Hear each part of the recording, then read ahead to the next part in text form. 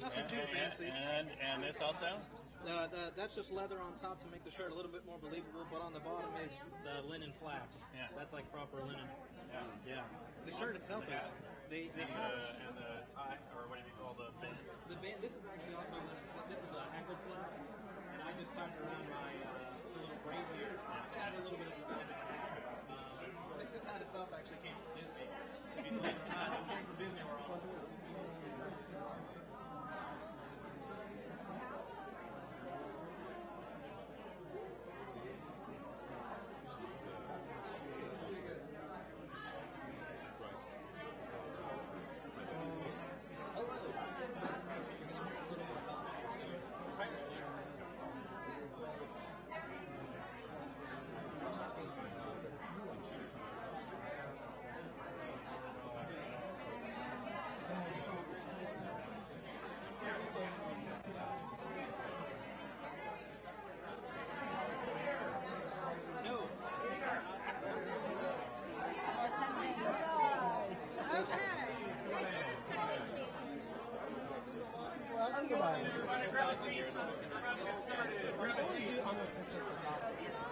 Full house, by the way. You packed it in.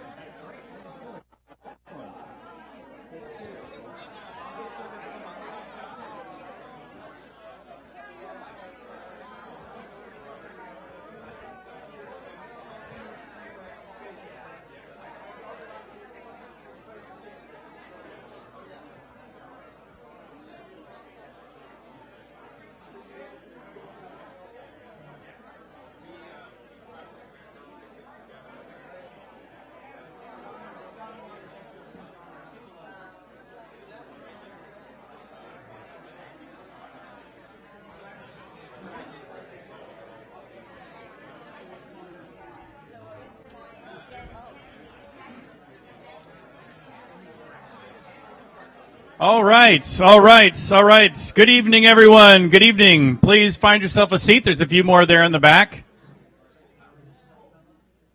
I'll give a moment or two for everybody to get settled there. There's still people shuffling in.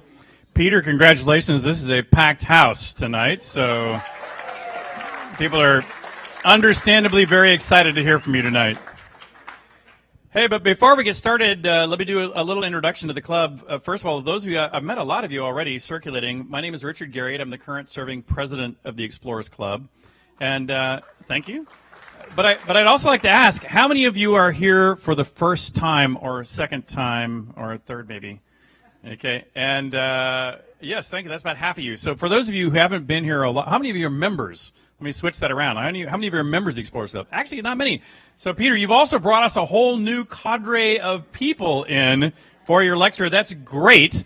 For those of you who are not members, which is almost all of you, let me just tell you a couple of lines about the club. This club was formed in 1904. It was briefly called the Arctic Club. The 7 founders were all Arctic explorers, and within that first year, they realized there's more to discover and explore than just the Arctic, so they renamed it the Explorers Club. And in the lobby, you may have seen on the shelves that we have in there, we celebrate what we call our famous firsts. And that is that, our members, this club was formed, and our early members were exploring in a time when there were still literally dragons drawn on parts of the maps of the Earth. And so our first explorers were pushing those final dragons off the maps of the Earth. And this was at a time when it was really hard to do that. I mean, those places had not been reached because they were very dangerous to go get to. And between 1904 and 1909, when the first of our famous firsts, reaching the North Pole, had been reached, about 200 of our explorers died trying to get to the North Pole. And a couple of years after that, they made it to the South Pole, the second of our famous firsts. Quite a bit later, they made it to the bottom of the deepest place there is, the bottom of the Mariana Trench, and on the highest point, the top of Mount Everest. And in the 60s, 69, many of you might be old enough to at least remember this one. I am at least, which is when humans landed on the surface of the moon. The Apollo astronauts, Neil and Buzz in particular, were members of this club. And I would argue that in the last 120 years, any explorer worth their salt has been a member of this club. And for the first 50 years, it was all, there was still a lot of science going on, but there were also a lot of flags being planted. But in the second 50 years, science sort of took over as the leading role of exploration. And now we're in what I would consider a third era of exploration, where there's still flags to be planted, there's still science to be brought back, but now our explorers are out there making a difference. They're actually not just documenting what's happening in the world, but when they see problems, they're actually out there trying to fix it. And not just ideate on it, but get it, roll up their sleeves, dig in the dirt, and just go fix those problems. And whether it's animal husbandry with coral, where they're either finding the survivors of coral bleachings and helping them repopulate, or doing genetic engineering and literally doing DNA editing and helping them repopulate. Our members are out there fixing the existential problems that are facing humanity right now from a climate and other challenges that we face from security on this planet. And so, again, thank you all very much for coming. I want to point out 2 artifacts in the room. One is that sledge that's hanging over the door. That's the sledge that was used to get to the North Pole. And if you look at it closely, when we turn on the lights at the end of the night, you'll see it's not held together by nails or screws or bolts. It is all tied together with walrus hide. And that was to make it as flexible as possible. And that was one of the key reasons they made it to the North Pole. And just behind Peter there, that flag on the wall, it belonged to, we retire flags. You'll see other retired flags in this room. That was one of the first ones we retired. It belonged to Roy Chapman Andrews. He was the inspiration for the character Indiana Jones. And the filmmakers studied Roy Chapman Andrews' the documents of his expeditions that were here.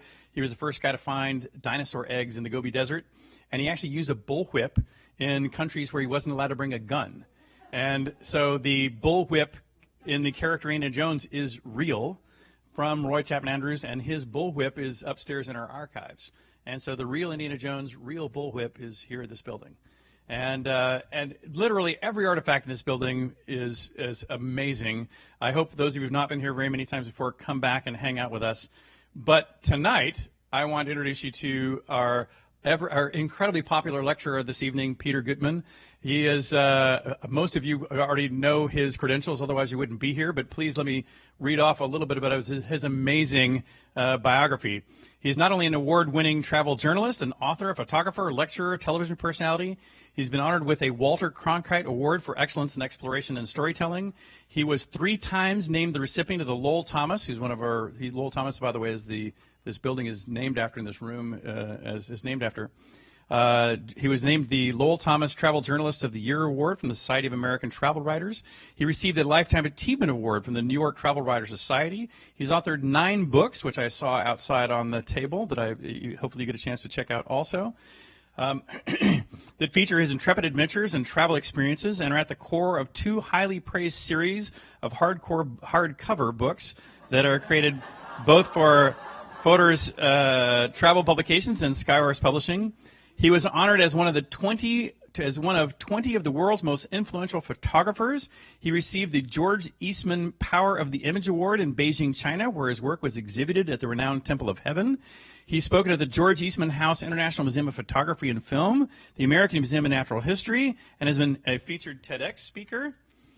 He's been profiled with numerous television appearances on A&E, The Today Show, CNN Travel Guide. He's been a frequent contributor to National Geographic Adventure, Outside, Condé Nast Traveler, Dallas Morning News, and BBC.com. His annual decades-long slideshows have been called one of the hottest tickets in New York by National Public Radio.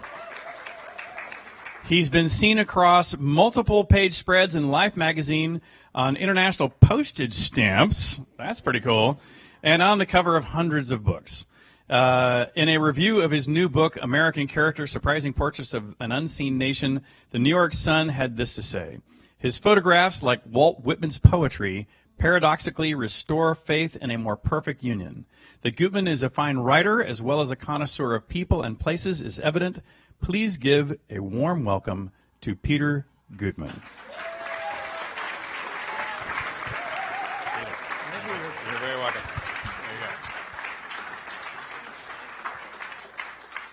Wow, I don't know if I could live up to that. Well, good evening, everyone, and thank you so very much for coming out tonight. I really appreciate it, and it's so wonderful to see so many familiar faces. Before I delve into my most recent work, American Characters, Surprising Portraits of an Unseen Nation, I would like to, with your permission, of course, bring you all on a geographically encyclopedic, visually kaleidoscopic roller coaster ride whose tracks and guardrails have essentially defined the twists and turns of my career. I assume I have your permission.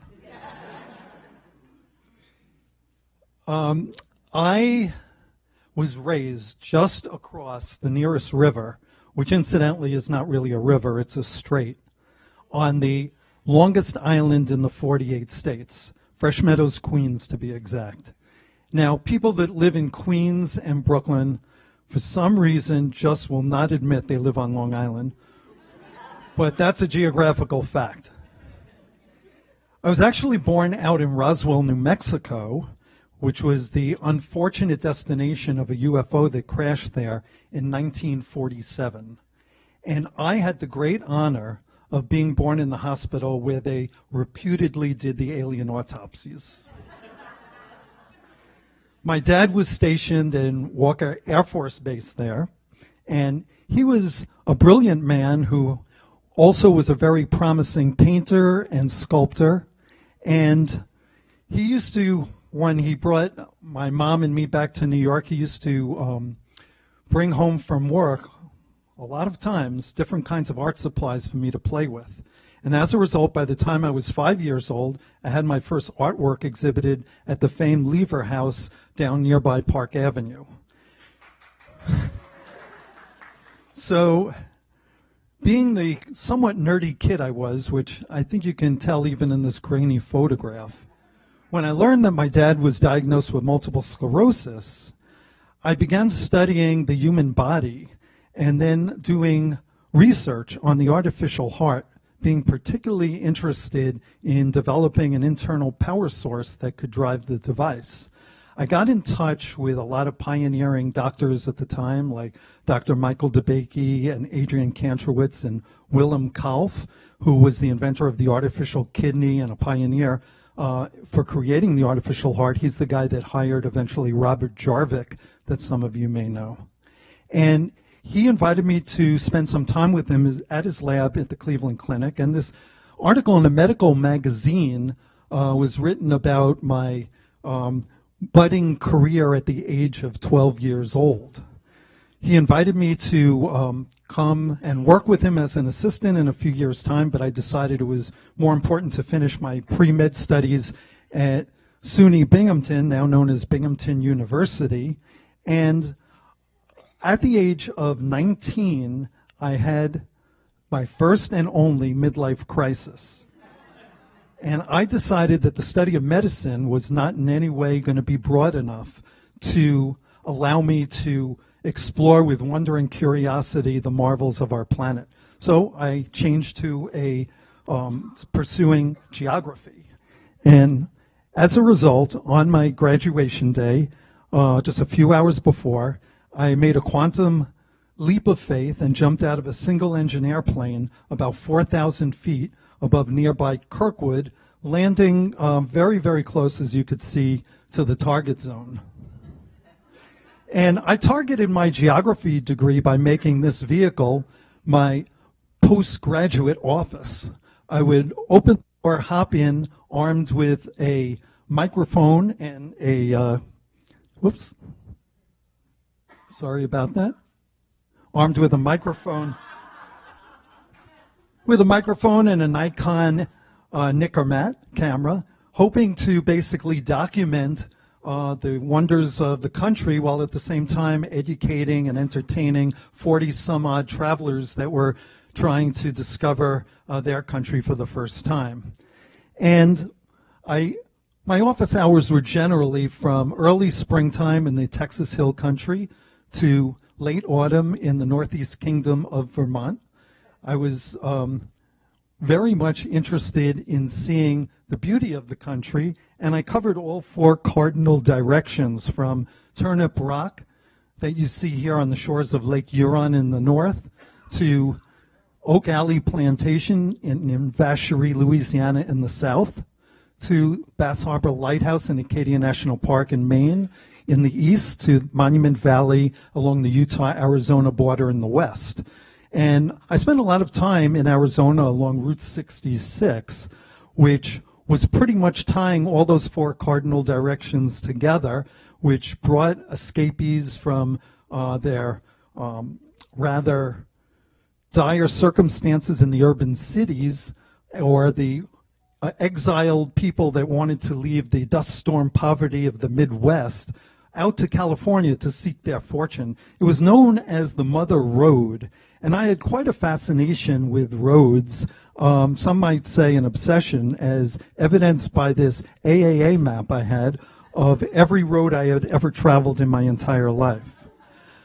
I basically started as a very young kid with the assistance of my parents, telling me about places I didn't remember when I was too young, and then I kept it up in real time in the decades following.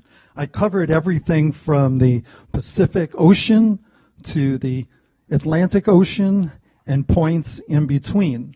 And it was the points in between that actually provided one of my most pivotal road trips in my early career.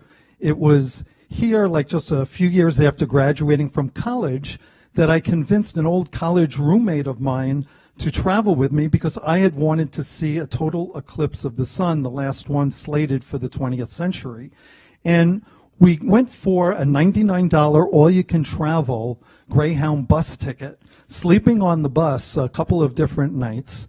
And when the bus dropped us off in Glendive, Montana, in the middle of absolutely nowhere, where we were hoping to rent a car at an office that was then closed, I had a huddle with my friend in a small little telephone booth in the sub-zero temperatures to escape the teeth-chapped cold. Eventually, the office opened up, we rented our car, and we drove from the mountains back into the prairie because I was looking to photograph the eclipse with an environmental scene, something I had imagined but never actually witnessed before in an image. And I wanted to find a farm scene where I could build a snowman in front of it. And so we started building a snowman when I located the scene in what I found out later was a decidedly snowball unfriendly talcum powder like snow of North Dakota. I wasn't well prepared, and I was sweating because it was hard to create this kind of false surface where which would look realistic from the front. It was impossible to roll an accurate ball in that snow. And so the sweat that I was sweating up was getting on my hair. They was coating my hair into like little icicles, which were banging on my forehead and threatening to poke my eyes out. So I grabbed into my backpack and reached for an extra pair of underwear, put it on my head, and together I was working with my 6'6" friend out on what had to have been private property as a North Dakota patrol car came by. Within moments, we're sitting in the back of the cruiser as the patrolmen are furiously running computer background checks on us and being rather frustrated. They finally threw us out of the vehicle, and I heard him mutter, "It's the darndest thing I've ever seen," as he sped away down Ramrod Strait, U.S. Highway 2. Getting back to the snowman, which was nearing completion, I realized I was going to have to backtrack 30 miles to find the nearest tree to get branches for the arm. Now, that photograph that I took was the image that got me my first appointment with National Geographic. And I started, thank you.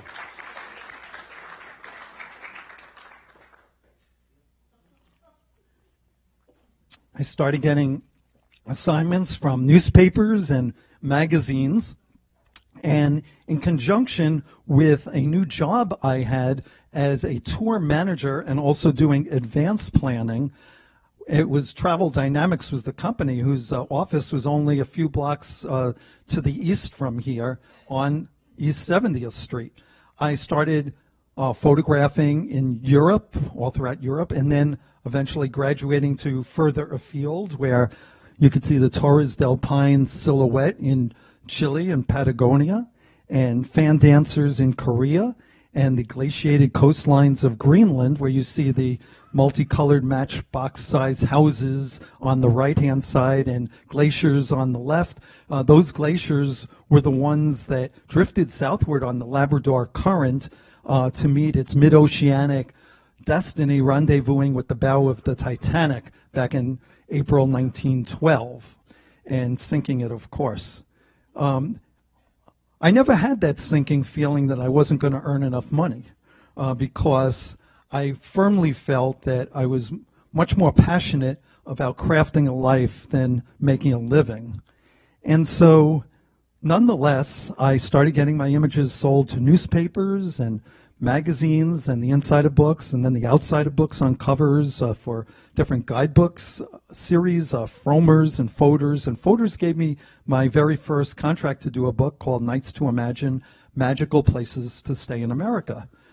Because, thank you, when I traveled, I always liked to travel with a suitcase that was tightly stuffed with imagination and curiosity and dreams, and very carefully measured doses of insanity.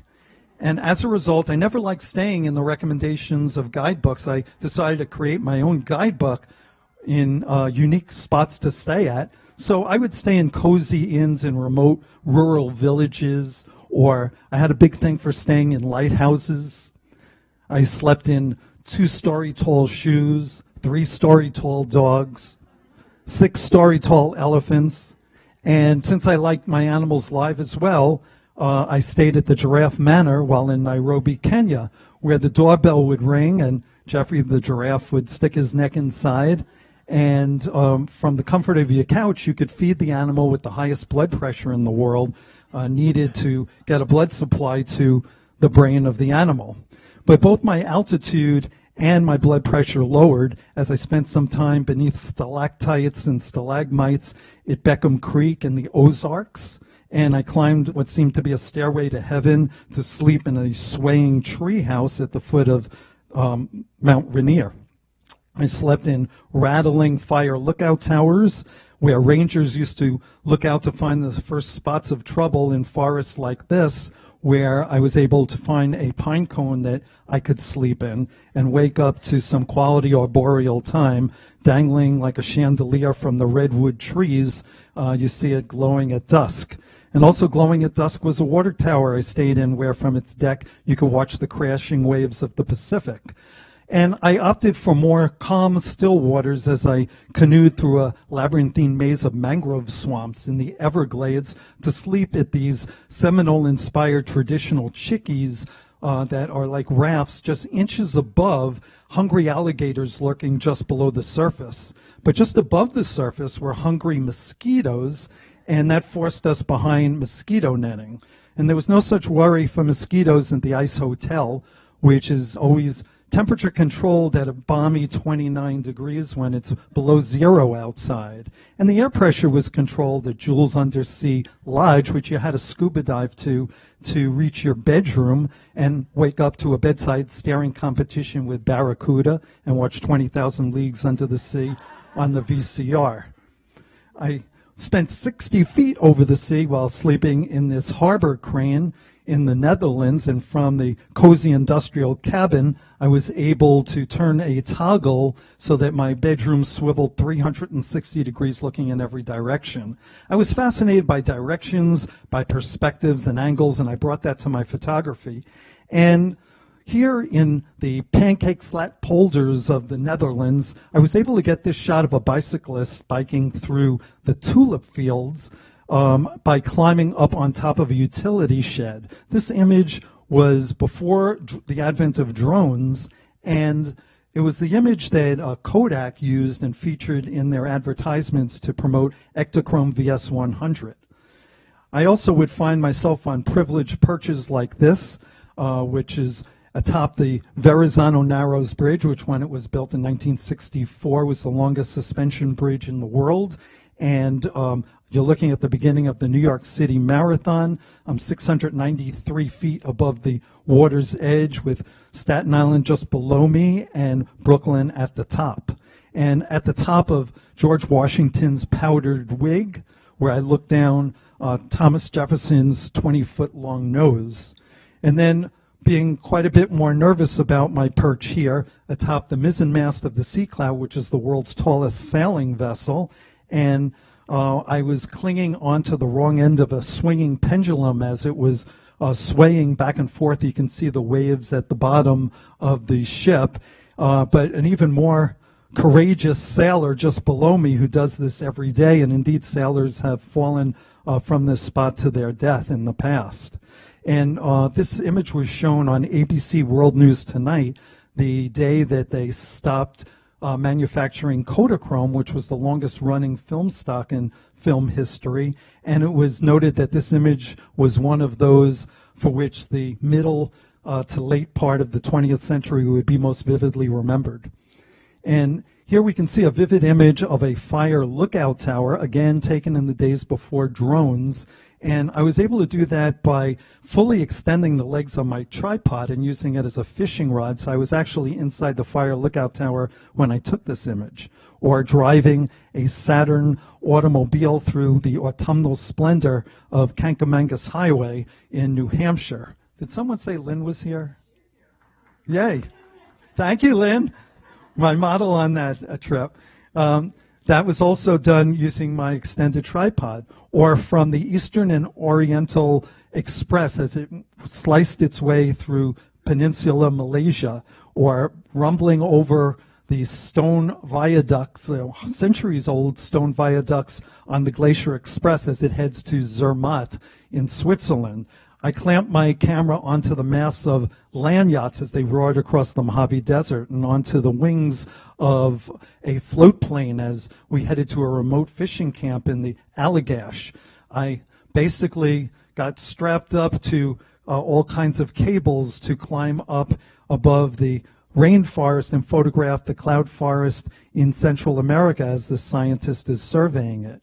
And then I would get into small cages that were lifted up by hooks and swung around by a crane in order to get images of the polar circle icebreaker heading into the Weddell Sea and interrupting the napping of Weddell seals that were just in front on those ice floes. You could see the rope on the left was keeping me from swinging around like a top. And shots like this of the World Discoverer in the South Pacific. This ship eventually got shipwrecked on a reef at the Solomon Islands and was plundered by pirates. But at this point, everyone on board this ship was quite happy, and it's kind of funny what you had to do but in the era before drones to get an image like this, because here I am suspended by a cable, strapped up to my crotch as I'm over the waters of the Pacific Ocean, and I'm probably thinking to myself at this very moment how my life is being driven by adrenaline, whether it's driving race cars on tracks in Connecticut or mushing marathon mutts along the Gunflint Trail in Minnesota. And I took this shot while kneeling down and looking backwards as my Siberian Huskies were hurling me forward, or being at the wrong place at the wrong time in an unprotected position when this army of wild stallions were racing toward me during a wild horse roundup in Montana, playing a dangerous dodgeball game with Mother Nature on the Great Plains as tornadoes were heading toward us in Harper, Kansas, or slicing through Class 5 rapids on a wooden dory rowboat, a 200-mile journey of a couple of weeks through the middle of the Grand Canyon, edging along the icy escarpment of the Bugaboo Mountains, or being able to do some orienteering along a geologic layer cake in the Coyote Buttes along the Utah-Arizona border. And this particular image was on the cover of my 6th book called Extreme Adventure, a photographic exploration of wild experiences, that was published by Skyhorse Publishing. And I'm honored that the editor of Skyhorse is in our audience tonight. I would head further down into the ground by worming my way through these slot canyons in Grand Staircase Escalante National Monument, and eventually get even deeper as I float through this cave at the base of the Sierra Nevadas beneath a stalactite ceiling, and climbing up on what appears to be frozen stalactites emerging from Uncompahgre Gorge in Colorado, and not being much warmer as I cling to the running blades of an ice boat under blue skies where you can see the frozen expanses of the upper Hudson River. And also under blue skies, you can see the hot air balloons taking off during the largest mass ascension of hot air balloons on Earth. And speaking of hot, here I am gingerly tiptoeing across the crusty lava toward the Pahoehoe currents that further downstream are exploding trees on contact and creating a methane gas death zone wafting over Kilauea.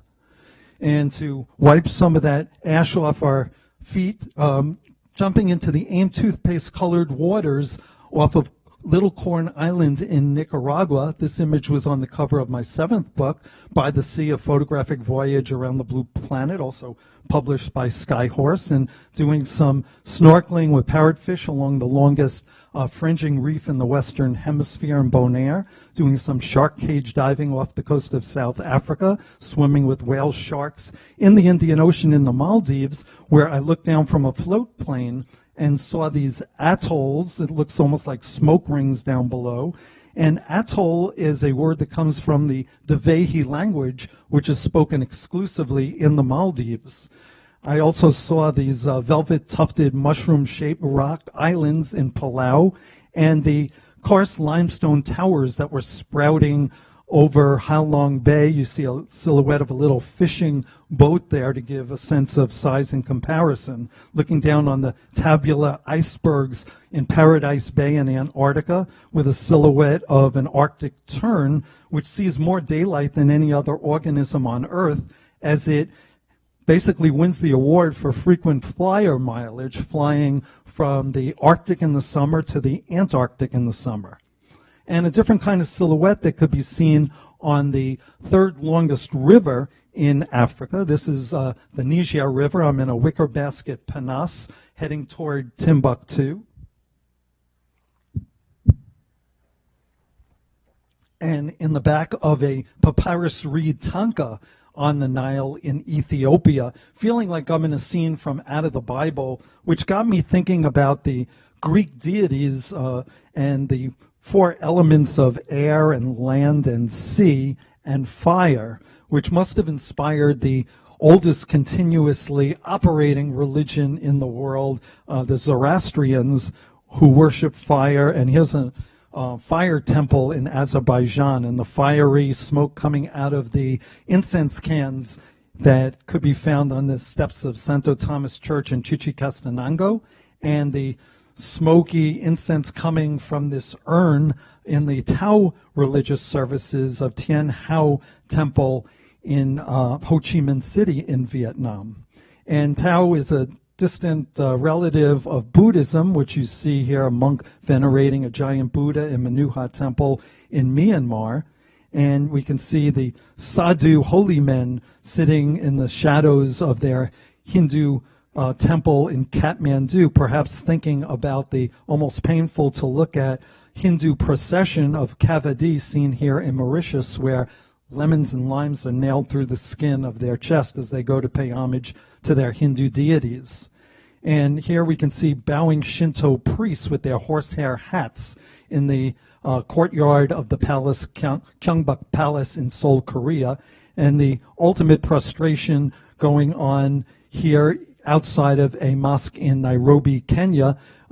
Islam means to submit and is based on the Quran, which we see here being studied by a pious follower in the courtyard of a mosque in Lahore, Pakistan. And the most lenient form of the Muslim religion are the Sufis, that here you see the whirling dervishes as they dance in a caravanserai in Turkey with one hand pointed upward, receiving heavenly wisdom from above. We see a Torah pointer over by the Western Wall as a rabbi is davening with his Torah in a religion that spawned Christianity here being practiced in underground churches in Ethiopia at Lalibela, and based on the teachings of Jesus Christ, who supposedly was born in this manger at what is now the Church of the Nativity in Bethlehem.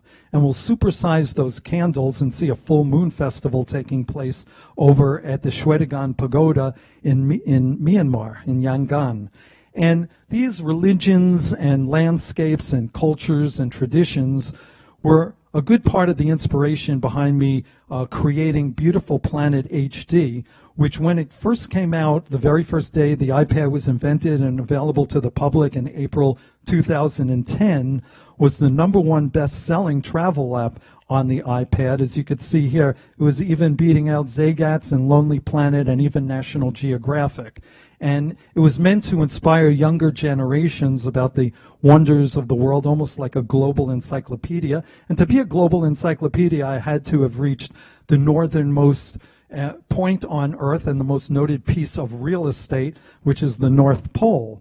And as you've heard from Richard Garriott, who introduced me, you've all been honored right now for sitting, like in the last half hour, beneath one of the most important artifacts in all of exploration history, the sled that brought both Robert Peary and Matthew Henson to the North Pole. They were the first 2 pairs of footsteps to ever step on the North Pole.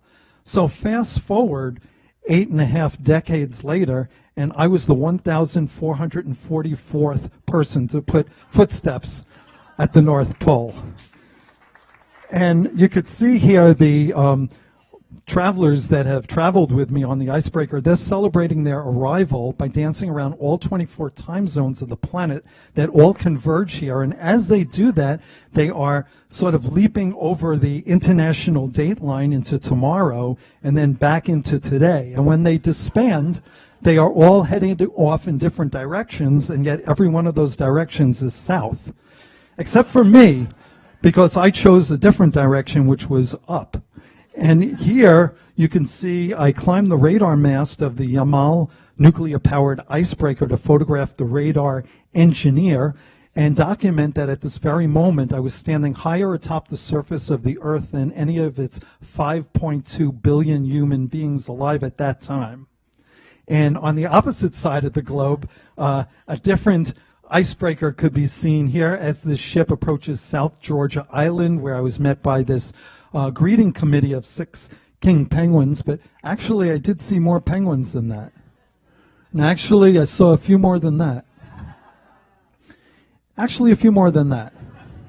This is the amazing scene at St. Andrews Bay in South Georgia Island, which was actually the departure point for Ernest Shackleton during one of the great adventure stories that ever took place during the 20th century. And he was heading down to Antarctica, which is where I'll continue heading to now, as I got to see the emperor penguins, the largest of the 18 species of penguins. Here the males are corralling themselves to guard the little chicks from minus 30 Fahrenheit temperatures. The blizzard was blowing at that moment, and we could see a half dozen females that are contemplating their 1,500-foot dive, the tallest of any animal that's higher than the Freedom Tower, into the pink waters of the Weddell Sea. We see the pink flamingos that get their coloration from eating the brine shrimp in the salt pans below.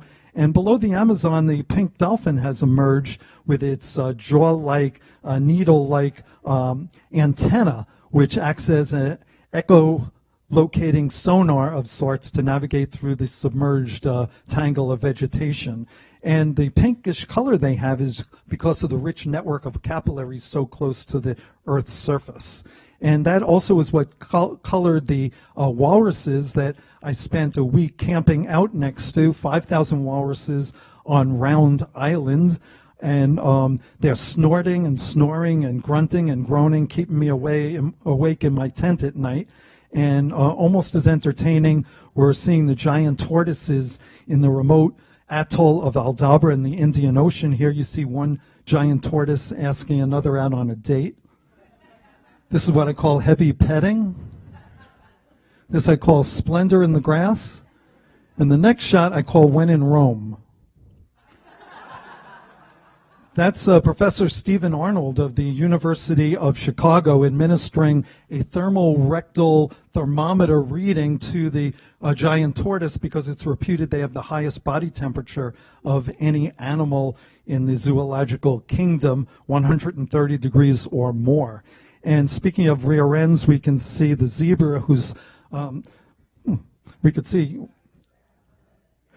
the zebra whose striped pattern was meant to thwart the landing opportunities of tsetse flies and perhaps give them a better chance against the salivating lions that are hiding in the bush. And here we can see the salivating grizzly bears of Knights Inlet in British Columbia tucking into its all-you-could-eat salmon buffet, the roe spilling out of its innards. This is in a very beautiful part of British Columbia, and he's loving every minute of it. On the third largest island in the world, in Borneo, I saw a face that only a mother could love, the proboscis monkey, and I stared into the eyes of a really endangered mountain gorilla, which was thought to be a cryptid until the beginning of the last century. People thought it was a fictional animal. And as we've been climbing this evolutionary ladder, I realized that the species that most fascinated me were Homo sapiens. And here you could see a woman on the Comoro Islands in the Indian Ocean with her face liberally slathered in sandalwood paste, keeping her skin moist in the heat of the noonday sun. And over in Panama, at the San Blas Islands, one of 365 golden nuggets of sand off that coast, where you could see the Kuna people who have a subsistence form of living with the sale of coconuts and these mullahs, which are brightly colored inverted appliques. I realized I was most interested in photographing indigenous people.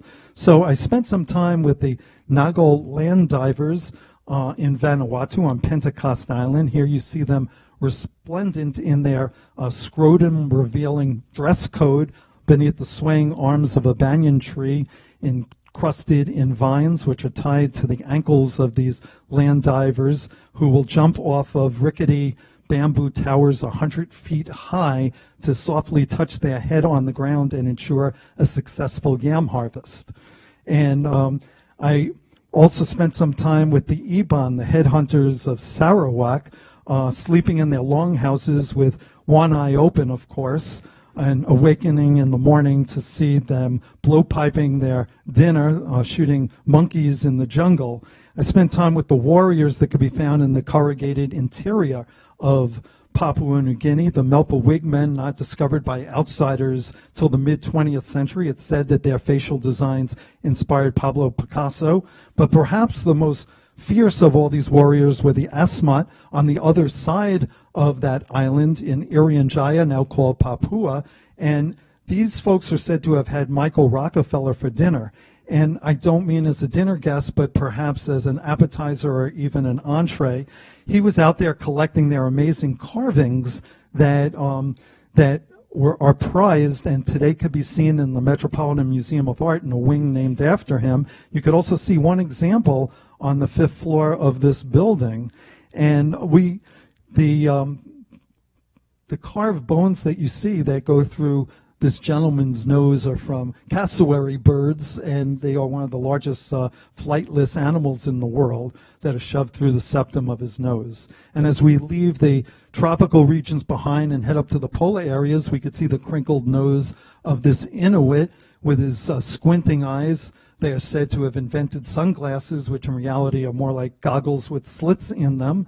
And they'll no doubt resemble a bit their circumpolar brethren that could be found over in Siberia on the tundra near the Arctic Ocean, where they will get around by sled pulled by reindeer, which we'll see here in the more temperate taiga forests of Mongolia, where these nomadic people will pull up the encampment and the teepee-like orts that you see there, the Tsatan people of Mongolia. And we'll head to one of the drier regions of the world over in Timbuktu to see the Tuareg, who often will trade salt and gold between Timbuktu and Marrakesh on some 50-some-odd day journey across the Sahara Desert on their trusty dromedary, a mammalian lifeboat on a sea of wind-blasted sand. And in that same nation of Mali, seeing the vibrant mass dances of the Dogon people that live protectively in cliff villages next to windowed tombs to protect themselves from Muslim invasion and a conversion to their religion. And we'll head over across the Atlantic from Africa over to South America as the ancestors of the Saramaccan boy did involuntarily centuries ago, because they were brought by Dutch traders to what was then Dutch Guyana, now it's Suriname, and the Saramaccan people managed to escape their bondage and hide up in the interior of the jungles above the waterfalls where they could not easily be retrieved. I spent some, was I talking about the wrong slide? Okay. Yeah, these were the Saramaccan people. Sorry about that. And another form of evasion of tribal people are the Urus people that live out on Lake Titicaca amongst a sea of floating reeds, tortura reeds that you see growing in the background. They're walking on these floating mats. They created their own artificial islands to protect themselves from the Incan people. And those tortura reeds created their boats, their churches, their huts. I was never so cold in my whole life as waking up in one of those tortura huts, because it's at 13,000 feet above sea level on the highest navigable lake in the world. And I spent some time with flute-playing shaman consulting YY in Guyana and riverbank dwelling, palm fiber wearing Yagua along the banks of the Amazon in Peru. And as I headed down the Amazon, found the Tucano people, where you see this young boy with a blow gun to shoot little birds. They live an interesting life, practicing a unique form of linguistic exogamy, which means they marry outside of their language. And it got me thinking that if we traded in that blowpipe that you see there for a pitchfork, that even though Brazil, that I just showed you, has the largest number of uncontacted tribes in the world, here in the United States there are no uncontracted tribes, but rather an extraordinary plethora of very unrecognized people that are living out truly unique and distinguished lives. And I wanted in this new book to sort of honor their existence. Here we can see this gentleman whose ancestors first arrived in the Ozarks with a wave of Irish and Scottish settlers back in the mid-19th century. He's a retired zinc miner, spent most of his life underground wearing hard hats that were illuminated by kerosene and lard. And the Ozarks itself is not a mountain, it's an eroded plateau, much like this gentleman's facial features. The unique wrinkled topography of this gentleman's face provides a dermal roadmap to the very worrying plight of people left behind in an increasingly technological world. Here in Alaska, I spent some time with the Yupik walrus hunters. Their first language is Siberian Yupik, because it's only about 90 miles from Siberia. He's huddling from the cold beneath a translucent walrus skin Umiak boat, which he'll soon be taking out into the very unforgiving Bering Sea and the birthplace of the low pressure system in North America. And when he returns, hopefully with some walruses, he'll be splitting those walruses amongst people in his community in the little village of Gamble on St. Lawrence Island. And that little village is filled with clapboard houses that are tilted precariously in the melting permafrost. And it's kind of hard not to melt in the 3-digit Fahrenheit temperatures that can be found in this region where the Tohono O'odham people live in southern Arizona near the Mexican border. His pigtails seem to almost be symbolic of the very lengthy history of the longest cultivated fields in the 48 states. The men folk would go out and hunt for bison while the women would make porridge out of saguaro cactus seeds. And you can see behind him Javier Del Bec mission, which took 14 years to construct. And when it was constructed in Mexico. They didn't move the church, but this was part of Mexico back then, which stayed in Mexican hands until the Gadsden Purchase of 1854.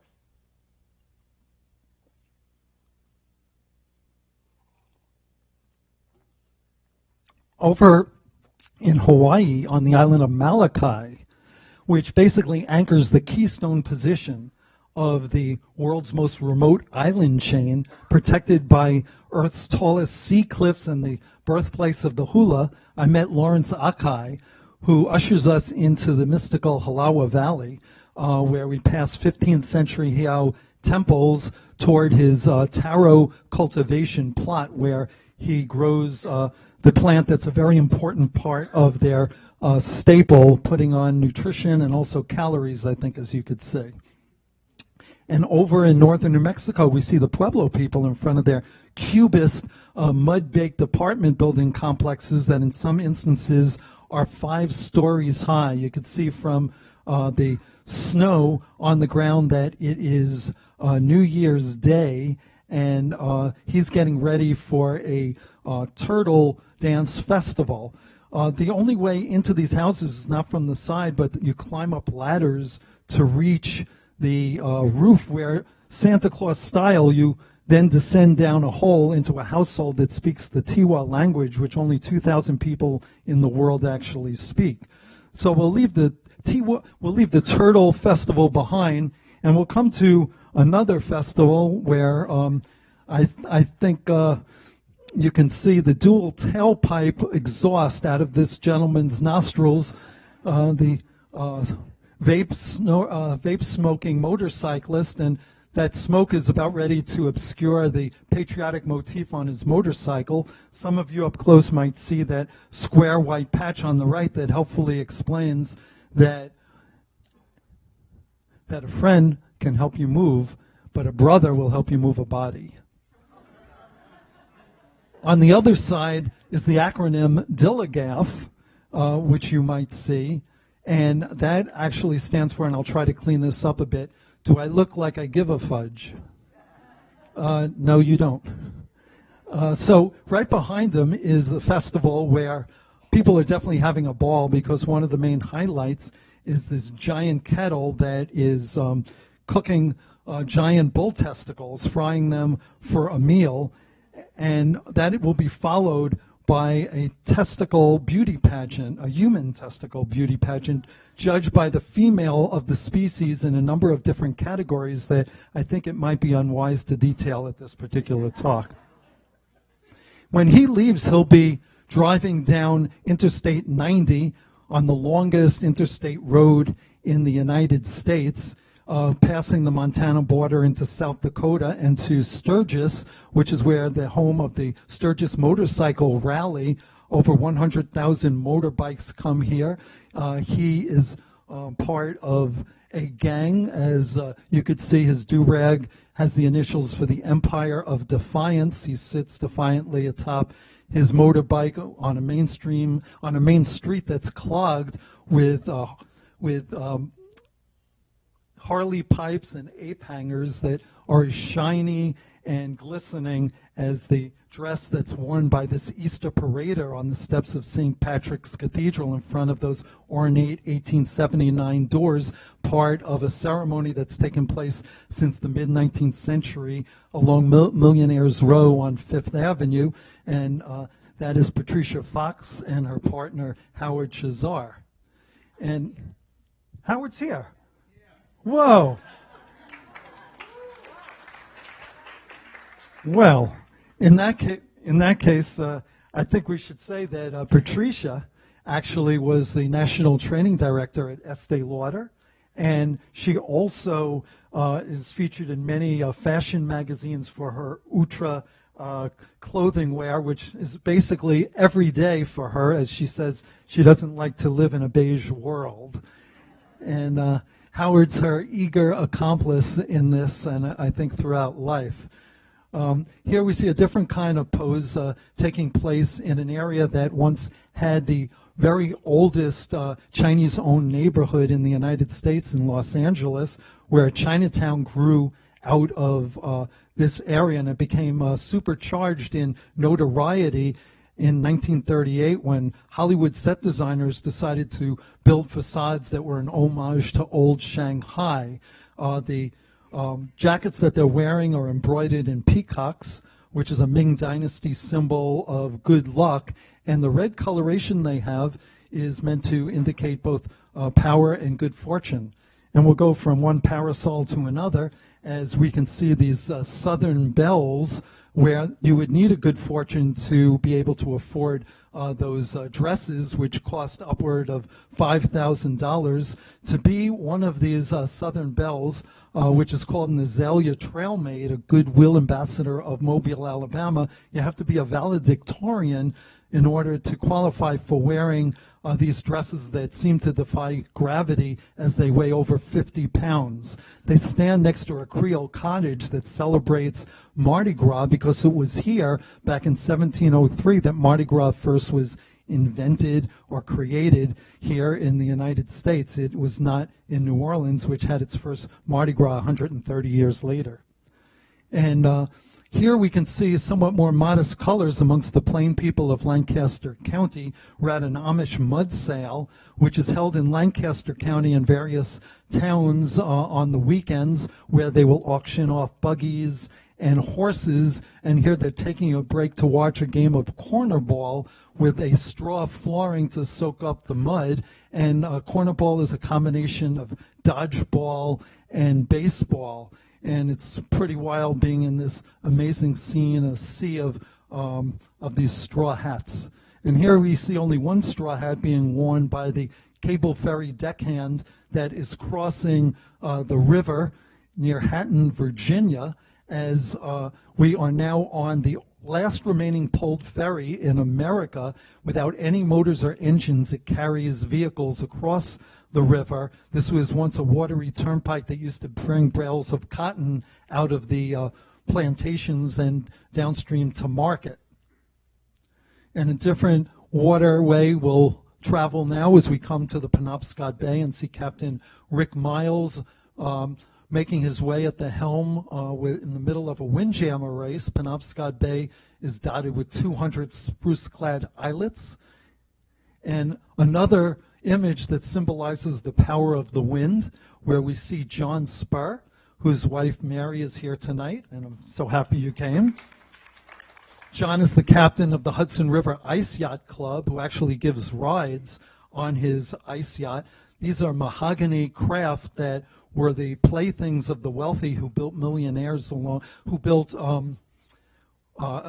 multi-million-dollar estates along the banks of the Hudson River. And at one point, they were the very fastest vehicles on the planet because they could travel up to 100 miles an hour. Before the invention of the airplane, they could go 3 times the speed of the wind.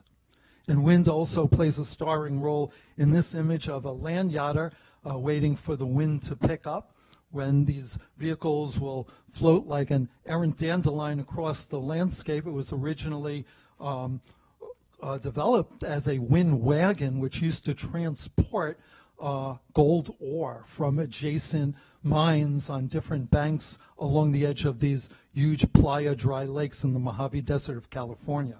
And as we head to the Gulf Coast, to the coastline of California, we see a surfer as the sun is going down near Malibu. And it's not just any surfer, it's Randy Olson, who basically has a story to tell. He was a very accomplished marine biologist, and he had a tenured position at a New England university and gave it all up to head west to California to learn filmmaking. He made 3 movies, including the world's first global warming comedy called Sizzle that was shown at the Tribeca Film Festival, and then went on to write books that essentially were all about how scientists are doing such an inept job in explaining and communicating things. And his most famous book was Houston, We Have a Narrative.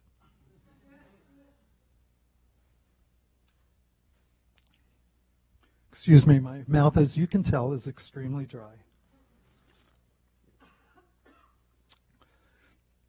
So the narrative here would be that three eyeballs are looking at you in this image as we see a gillnet trawler on the edge of the Delaware Bay with East Point Lighthouse in the distance. And he has already gotten rid of the many horseshoe crabs that got caught up in his net, because this is an area where you can find the Galapagos of New Jersey in early May. It is where thousands and thousands of horseshoe crabs will come ashore and have an orgy, depositing their eggs on the land and providing fuel for the endangered red knots that are migrating on their southward journey. And speaking of migration, we can see here an eel trapper that's on the cover of my newest book. His name is Ray Turner. He builds these amazing multi-level wooden contraptions in the middle of the Delaware River, stopping essentially the migration of these American eels that are heading down to the seaweed-choked Sargasso Sea out in the Atlantic. He's actually quite successful. He brings these these eels back to his smokehouse, smokes them. He's received a great deal of notoriety for that. His recipes have appeared in Gourmet magazine, and people come from all around the world to have his smoked food.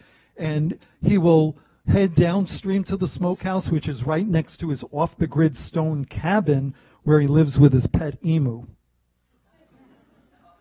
Another kind of slithering insect can be seen here with the fearless rattlesnake wrangler, clothed in Kevlar legging and armed with only a pinner and a handheld mirror. He dislodges rattlesnakes from this region of West Texas where the tumbleweed blows across the prairies, and he will, in doing this, help to alleviate some of the losses that ranchers are having by having their cattle disappear by being eaten by these diamondback rattlesnakes. And another creature being removed from a hole, a lake trout on Moosehead Lake in Maine beneath Mount Kineo, which is a giant hunk of rhyolite, which provides the ingredients for flint and lighter fluid, which might help to spark the little wood stove inside that warming hut just behind him. Another example of ice in action, where a conveyor belt of cold Canadian air dumps immense amounts of snow and ice in the Finger Lakes, and here on top of Green Lake, where these 300-pound blocks are being retrieved. This used to be the manner in which houses and food was air-conditioned prior to the advent of the modern air conditioner. Nowadays, they're just hauled onto covered wagons where they are brought to an ice house and packed between insulating layers of sawdust and not seen again until June of that year, when they'll have a strawberry ice cream festival and they'll use it to make their ice cream. And another kind of cutting implement can be seen here. We're in front of a topiary garden, which goes back to the days of Pliny the Elder and the Roman Empire. But topiary gardens here in the United States was not a thing until Green Animal opened up around 1912 in the early part of the 20th century in Portsmouth, Rhode Island. And George Mendonça is the chief gardener there. He was one of the stars in an Academy Award-winning documentary, and he died at age 101, one day after his beloved wife. And a different kind of gardening was on the mind of this gentleman as we find ourselves in what is called the Lost Coast. He's a retired pot producer growing marijuana inside the fog-caressed, impossibly indented topography along the coastline, where many self-exiled hippies left Haight-Ashbury and their squalor behind to join a Back to the Earth movement in the 1960s. And in the 1980s, during the Reagan administration, soaring helicopters and undercover agents played a cat-and-mouse game with a lot of these marijuana growers. But when they legalized marijuana, their black market prices fell tremendously, and most of them were out of work. Strangely, this gentleman still seems to have a lanyard around his neck carrying a wad of cash. And no marijuana or drugs of any sort are allowed inside Poor Monkey Lounge, which can be found here in Meridell, Mississippi. Here we see Willie Seabury, who is the owner of this juke joint, which is only open on weekends when a trail of dust is created by the pickup trucks that bring sharecroppers from a week of working out in the fields to let off some steam by dancing on the creaky floorboards here to jazz music, which we see here, along with blues as well. In Memphis, where we see a trumpeter with his embouchure performing music that could almost be heard as close as the Mississippi River. This is about 3 blocks to the east of the Mississippi, where we'll find John Ruskey, who is performing on his bottleneck guitar, and he is sort of a present-day Huck Finn, who essentially built his own raft and set it adrift from the state in which the source of the Mississippi can be found, that is Minnesota, and he traveled over 500 miles in his homemade raft, where it got capsized just near Memphis. But he didn't let that deter him at all. He continued building canoes, and now he basically teaches the people of the area to enjoy the natural resources of the Mississippi River, which is popularly thought to only be an industrial artery. His former life was actually as curator for the Delta Blues Museum in nearby Clarksdale, where I only learned a few weeks ago his mentor was Johnny Billington, also in the book, who is seen outside of a shuttered juke joint. He is the son of an impoverished sharecropper who then went on to perform with Muddy Waters and other legendary musical greats, eventually graduating to perform live in front of Bill Clinton in the White House. Clinton once famously and inaccurately thought of himself as the country's first black president. And a different kind of performance scene here, where there's those 2 pieces of outpouring are put together and begin to resemble that implement you might recognize from the Ricola commercials. And here's Bob Johnson, who perhaps was influenced by the climbers scaling Dragon Tail Peak behind him, because every morning he would get up onto this tiny little narrow ledge on the 4th floor of the Enzian Inn and serenade the village below of Leavenworth, a Bavarian fantasy land, as well as the people having breakfast inside the Enzian Inn. And another wind instrument here, the accordion, that is being played as John Mayazinski is serenading his goats that you see in the distance. John Mayazinski basically invented goat packing and wrote the Bible on goat packing. He's actually a scientist, and necessity is the mother of invention. He basically realized that he would be able to have goats carry his scientific instruments out into the wilderness, where he would have to climb ridges and hills that no pack animal could ascend. He did that with these goats, and on one mission, he had an encounter with a Bigfoot. He's sure that that's the case, and he has tried collecting DNA samples and footprints as well of the Bigfoot animal, still thought to be a cryptid. In his off hours, he'll perform in Atlantic City, and I don't mean Atlantic City casinos, but an Atlantic City saloon in Wyoming. Atlantic City, Wyoming has a population of 57 people. And here, another kind of performance is being held as you see these swing dancers executing flawlessly a cuddle dip, where this woman's blonde hair seems poised to sweep the floors that have been scuffed by centuries of shuffling cowboys dancing to the music of Merle Haggard and Willie Nelson. This is in the oldest dance hall in Texas, which has the most number of dance halls in the country. And a different kind of performance still here, out in a ghost town, Death Valley Junction. Marta Beckett, you see here, was once a young lady in her 20s who was a rockette at Radio City Music Hall. And she decided to make her way out to California to seek her fortune. Her car broke down in this ghost town, and while she was waiting for the tires to be repaired, she made an impulsive purchase of the community hall there and began using it as her dance studio, but was a little dispirited by the fact that no one was witnessing her dances. So what did she do? She painted an audience of monks and minstrels and prostitutes in the background, and she continued performing now after 4 paint-splattered years of that painting.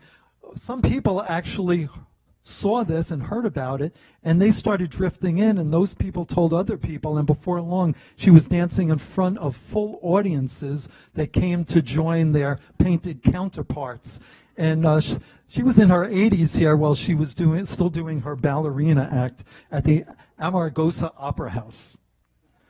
And a different performance here as well, as we can see a circus family, Gary Morgan and his daughter Bonnie Morgan, in front of the Laurel County Country Store near Los Angeles. Gary Morgan is an actor who's appeared in Batman Forever and Cujo and does a lot of stunt work, including some where he wears bear costumes. And Bonnie has been put into the Guinness Book of Records by being able to squeeze herself into a 19-inch by 19-inch box. And we'll go from extreme flexibility to extreme flexing as we see 14 miles away at Muscle Beach, this unique outdoor gymnasium that was started by the CCC back in the 1930s, where Jack LaLanne, the godfather of physical fitness, and Vic Tanny, the health club pioneer, and Joe Gold, the future gymnasium impresario, all would gather and watch Arnold Schwarzenegger slathered in body posing oil, which eventually caught the attraction of movie makers, and he was one of the stars of the film Pumping Iron, which brought him a great deal of prominence, and he started running for political office, eventually becoming the governor of the most populous state in the Union, which goes to show you, you never know what a little elbow grease can do for you. And here we see a different dynamic duo of a slightly different physique. Here you see Skylar and Spencer Nick on a village green that is a place where they are waiting to find about 2,000 other couples of twins to begin their march in the double take parade at the Twins Festival. This takes place in Twinsburg, Ohio, and it was named after twins who basically used to secretly switch dates with one another. And they each married twins, and each of them died on the same day of the same disease and are buried in the same grave.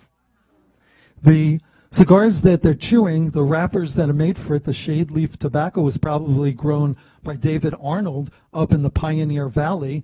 Here you see the ladder he's holding will allow him access to the upper levels of this barn where the tobacco was being dried and cured. It was one of the first cash crops in the New World, and followed soon after by wheat, as we can see the wheat harvesters at Howell Living Farm in New Jersey, where you see the ladies bringing in the sheaves, which is the title subject of a Protestant hymn.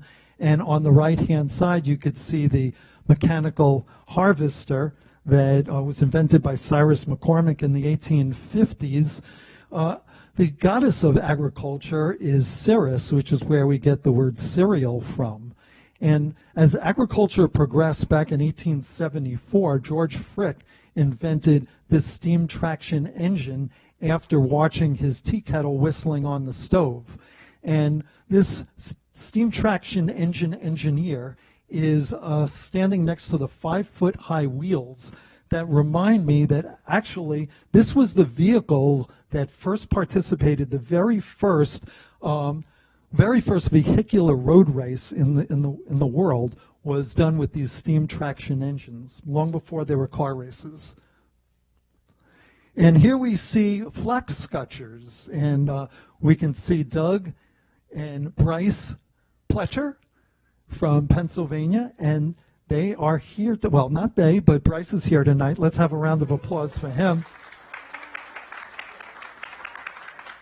He will be speaking to all of you at the conclusion of my talk. In fact, I'm very excited about tonight's talk. It's like the best of a pop-up book because some of the people that you're looking at are actually going to appear in front of their images.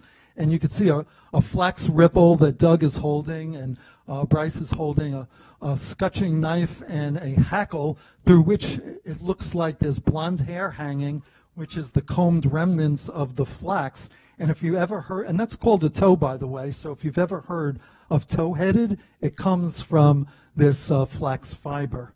Flax was the very first fiber used for clothing. In fact, the earliest evidence of flax was from some braided flax fibers that were found in a cave and radiocarbon dated back 36,000 years ago.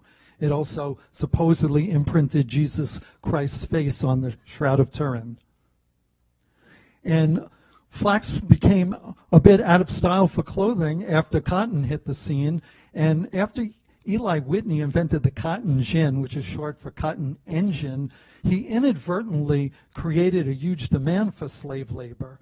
So he is seen by some, not knowing history well, as a great hero of the Industrial Revolution, but in fact he helped perpetuate the conditions that brought on the Civil War.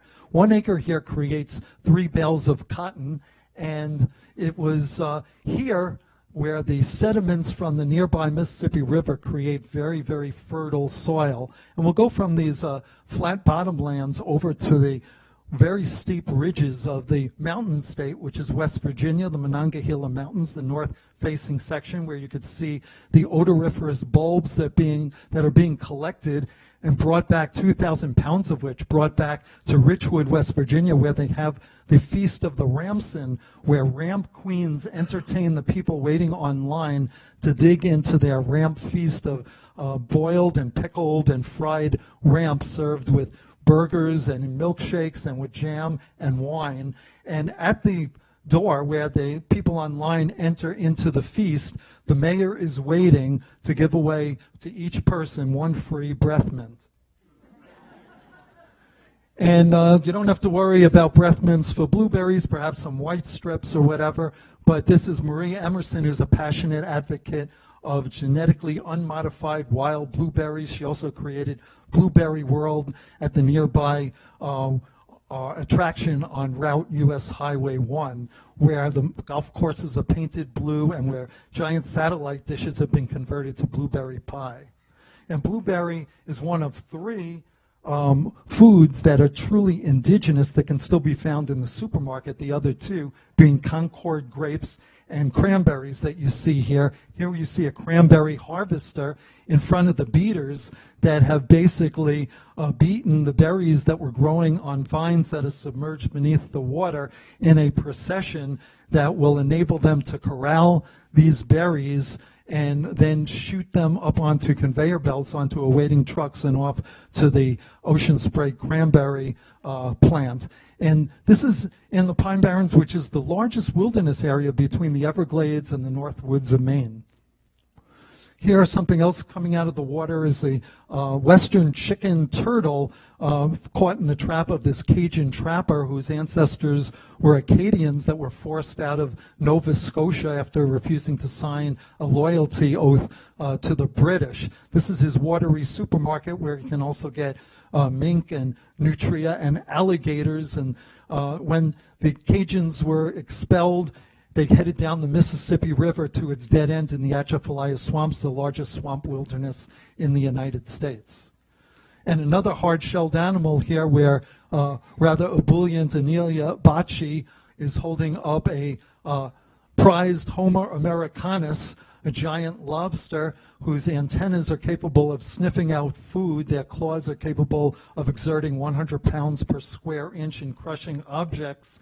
And their legs, which can walk backwards, their 10 legs have hairs that actually taste the food. But we're interested in tasting the lobster rolls that could be found at Lobster Landing.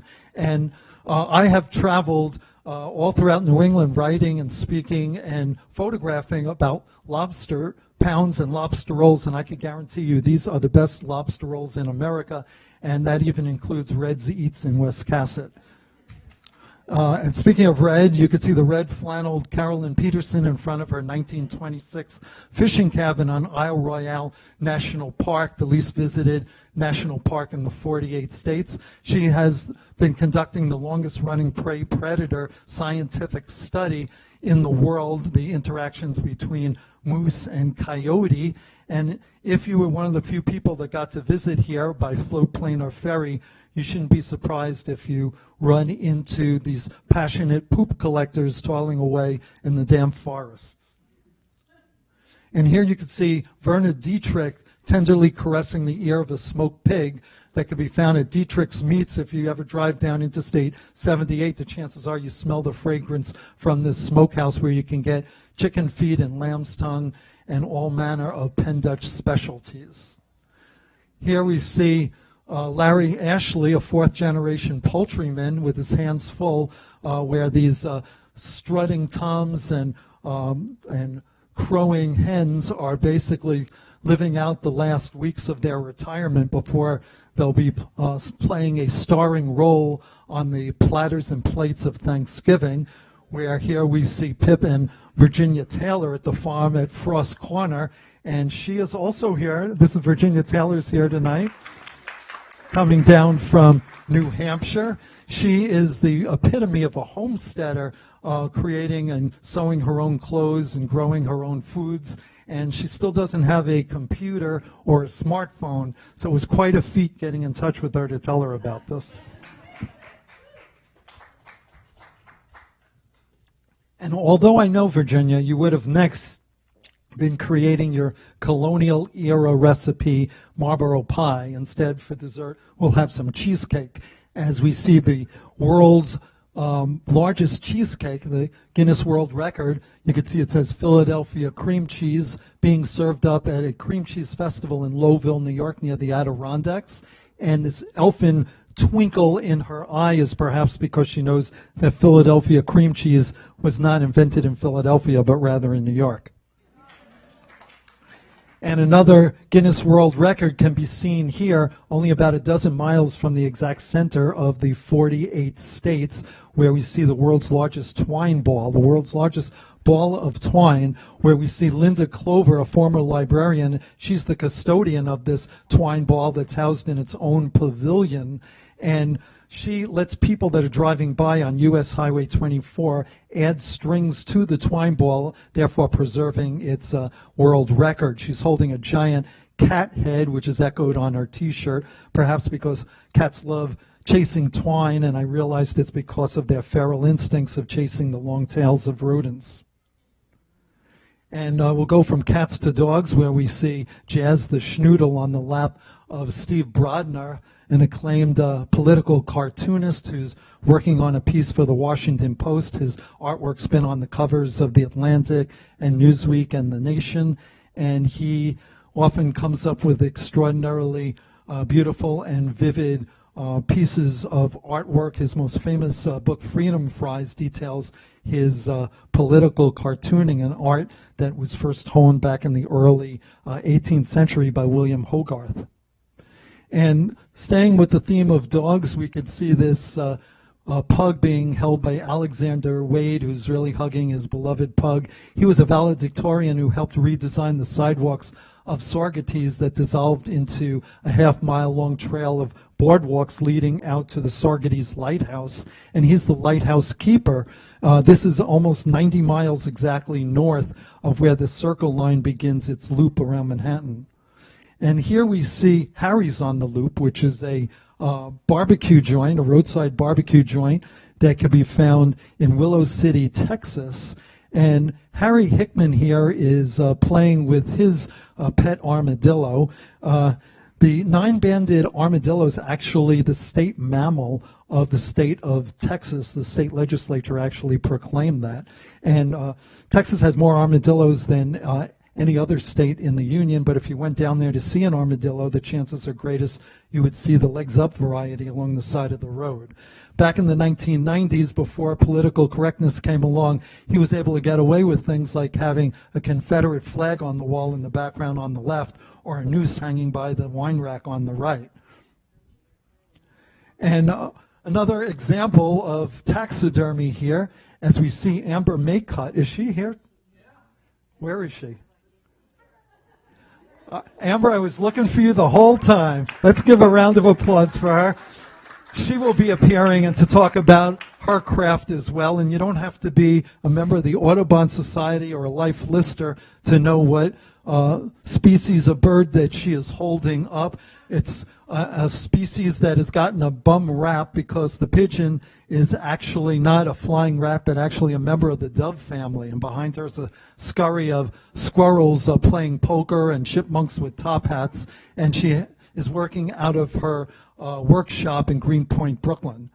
In another place in Brooklyn, as we walk along Lee Avenue, which is redolent with the smell of rugelach, we come to Oneg Bakery, where we see the Satmar sect, which interestingly enough is a sect of the Hasidic Jewish group that is anti-Zionistic. So when Purim comes along, they actually burn an Israeli flag. But just before Rosh Hashanah, he is holding up his braided egg challah, which will be dipped in honey to ensure a successful new year in the Jewish tradition. And speaking of honey, we can see 2,000 honeybees that are making themselves at home on the unprotected face of this fearless beekeeper. It's quite a feat, I think, of apiarian bravery. They are attracted to the queen bee, which is encased in a little cage under his neck. And this is part of a rather unique tradition honoring these bees, which can fly at 15 miles an hour, flap their wings at 230 beats per second, while buzzing away in the key of C flat. And the tradition that he's following is one that started in Victorian England and could be seen at sideshow carnivals as well. And I took this photograph at the Orange County Fair in upstate New York.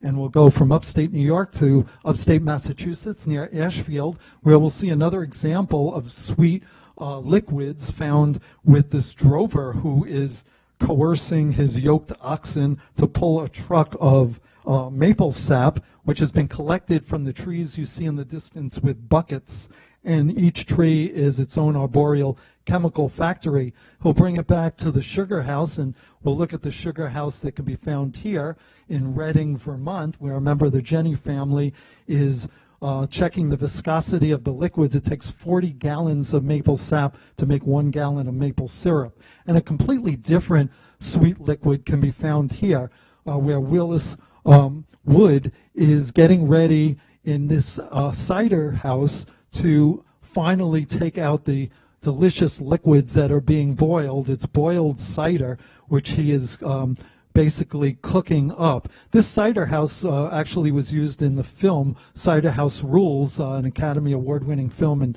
1999. And the boiled cider that he's creating was the secret weapon in my wife's cranberry pies that people used to enjoy at slideshows that we had annually for the last several decades. And another sweet liquid could be found here in the hollers of Tennessee, where Mennonite Mark Gunther and his family are creating sorghum at Muddy Pond Sorghum Mill, where Ida the mule is demonstrating how sorghum, which is a bamboo-like grass, is, when you squeeze it, creating its own sweet juices. In this case, the actual mill is just behind Mark's head, a 1912 system of gears that crushes the hand-inserted sorghum, and those liquids then travel by tubing down to the boiling shed down below. And here's Mildred Barker closing up shop as she's ending another weekly Sunday service at Sabbath Day Lake in this 1794 meeting house, where the Shakers will pray and quiver and quake, which is how they got their name. They had an outsized role in 19th century America, inventing clothespins and washing machines and also flat brooms. They were famous for its furniture that you could see inside, and also for their lifelong practice of celibacy, which is one reason she's one of the last people in the religion. There are currently only 3 left. Mildred is no longer with us, unfortunately, but this was one of 16 utopian communities, and now it's the last one, Sabbath Day Lake, Maine. And going from Shakers to Buddhists, we're here at the highest lake in the Catskills, where we see the Buddhist gentleman. The monk is setting gently adrift these lanterns to float out with inscriptions of different sayings to recall recently devoted to recall, I'll get this right one time. There we go. Those inscriptions are meant to record the recently departed loved ones of people that have died and passed away. this is on Beecher Lake, the highest lake in the Catskills, where the even higher moon is scratching its reflection on the water. And another form of reincarnation seen here at a Day of the Dead ceremony at Hollywood Forever Cemetery, where this family is in front of the appropriate weeping willow tree. Her headdress is filled with monarch butterflies, which are meant to evoke the reincarnation of loved ones coming back, as symbolized by the migration, the yearly migration of butterflies that return to the mountains of Mexico. And here you can find Mickey Rooney and Burt Reynolds and Judy Garland buried all throughout the cemetery. And while fame can be fleeting, death is often much more long-lasting, which is a thought that really occurs to you as you're staring down the barrel of a gun, almost as shocking as the explosive sound that emanates from the Great Emancipator with its 60-foot-long aluminum barrels that is getting ready to shoot pumpkins across this Delaware field. And here you see the rather zany engineer with his safety glasses on, as his air cannon is part of a medieval battlefield of trebuchets and catapults and slingshots that are going to shoot these orange orbs through the sky over 4,000 feet. And then looking up into the sky, we can see Charles Edwards, a tornado chaser, who brings people over to the dry line, which is where the sultry air from the Gulf of Mexico meets the cold, frigid air coming down from Canada and creates very violent weather conditions. And you see a cumulonimbus formation occurring right here. He's looking for a wall cloud, and then that deadly finger of spindled energy about ready to scrape the ground. And a different kind of violence can be seen here in Lajitas, Texas, where those mountains used to provide the backdrop for the Marlboro cigarette commercials with the Marlboro cowboy. He's a gun range instructor and really illustrates, in a way, the fact that Texas has had much of its history inscribed by guns and gun violence, whether it was the annihilation of the Apache and Comanche from their indigenous lands, or the huge massacre at the Alamo that wiped out Davy Crockett, or the chasing of Pancho Villa all throughout the state, or the assassination of Bonnie and Clyde after their murder sprees, or Judge Roy Bean that they made a movie about using his own revolver as a gavel, or the telescopic rifle scope that found the skull of the 35th President of the United States. Indeed, a lot of history has been forged through violence in Texas, where right where this gentleman stands, there's a large number of gun ranges conveniently located for people, and yet he'll still have to drive 190 miles to the nearest supermarket. And we'll go from the Chihuahua Desert to the Mojave Desert, where we see Pastor Oscar Castanado, who purchased this building in the back to start his own Seventh-day Adventist religion and to sermonize to his congregation. And he noticed that even though this was in the middle of nowhere, he was amazed how filled the congregation was with people. He later learned that he had purchased the building that was the scene of the wedding massacre of Kill Bill by Quentin Tarantino, and that instead of people coming to hear his sermons, they were actually coming to be part of film history. He always said that his biggest regret was that he reluctantly appeared in a Cardi B music video, which was a crucifix-obsessed, obscenity-laced video that he only realized was like that when he saw the finished product. And we will finish off here now with a cowboy, a weary cowboy that has, they're actually called Teamsters, that has finished the day with a convoy of Conestoga wagons that have now come up to this little encampment after dodging violent hailstorms that dissolve into rainbows and crossing the raging Cannonball River in North Dakota. He is drying out his boots, and he's covetously eyeing the chuck wagon where steaks are being sizzled and where he'll sit down to relax while watching the sparks as they dance to the rhythm of a harmonica's soulful cowboy tune. And with that, ladies and gentlemen, I want to thank you so very much for your kind attention.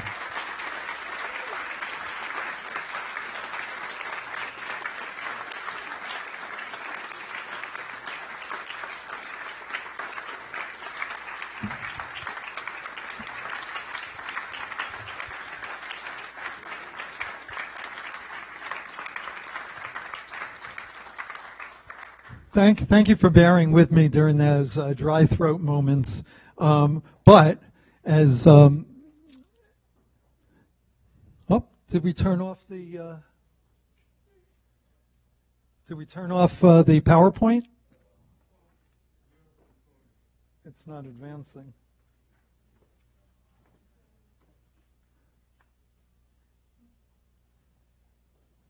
Okay, well, there's no picture. I was going to show Philip Arnold, our taxi cab driver, saying that let's get the show on the road and let's get the traffic moving, and I did just the opposite. So what I'd like to do now is bring up the first of our speakers, Bryce Pletcher, who's going to talk to you about flax scutching. And I was really hoping that my PowerPoint was still working because I wanted to show a picture of him.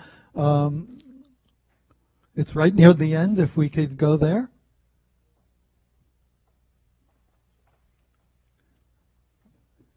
Bryce, if you'd come up. There's Philip Arnold. Okay, but now Bryce is the next one. Here we go, Bryce. Let's have a round of applause for Bryce. Yeah. Thank you very much, everybody. As you said, my name is Bryce Pletcher, and I come from just outside of Pittsburgh, Pennsylvania, a little town called Latrobe. And the picture you see here was taken at the Flax Scutching Festival, which my family has been demonstrating for 117 years. I'm actually the fifth generation of the Pletcher family who's been doing this. Next to me is my dad, who had done this from a very young age, and so on.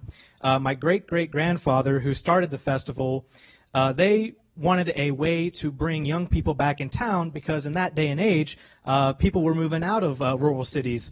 They wanted to move to the rural towns. They were moving into big urban cities, getting factory jobs, and they wanted a way to attract young people back into the town, and thus they started the Flax Scutching Festival, which I am honored to be a part of. The attire and the suit that you see I have on, the big main staple is the jacket, which is actually made from the flaxen plant. This is proper linen, and this jacket itself is actually over 70 years old.